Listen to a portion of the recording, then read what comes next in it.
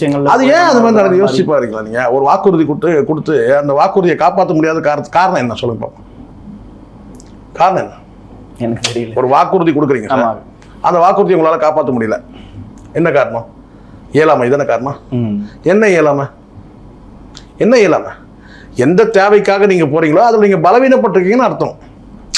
நான் சொல்றது புரியுதுங்களா? வாக்கு கொடுத்துறீங்க, உங்களால அந்த வலிமை இல்லை, அந்த பலம் இல்லை, அந்த வாக்குறுதியை காப்பாற்றுற பலம் இல்லை. அப்போ காரணம் என்ன?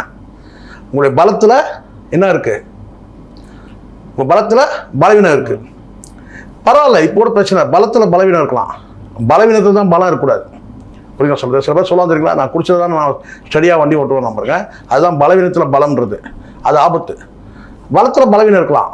அப்போ என்ன செய்யணும்? ரைட், தப்பு நடந்துடுச்சு, இனிமேல் நடக்காது சொல்லிட்டீங்க, சரி. அப்படியே தாண்டி இன்னொரு முறை நடக்குது, எது என்ன? அப்போ நீங்கள் என்ன செய்யணும்? அடுத்த ஸ்டெப் என்னன்னு கேட்டால் காலில் விழுந்து மன்னிப்பு கேட்டு இனி நடக்காது. ஒரு தடவை தவறுறது சகஜம்தான். அவங்க என்ன சொல்கிறாங்க? 2 தடவை வாக்குறுதி கொடுத்தாரு, 2 தடவை வாக்குறுதியை காப்பாற்றலை. நீங்கள் ஒரு தடவை தான் நீங்கள் சொல்லலாம், 2 தடவை சான்ஸ் கொடுத்தாச்சு. அப்போ இதுக்கு மேலே என்ன செய்ய முடியும்?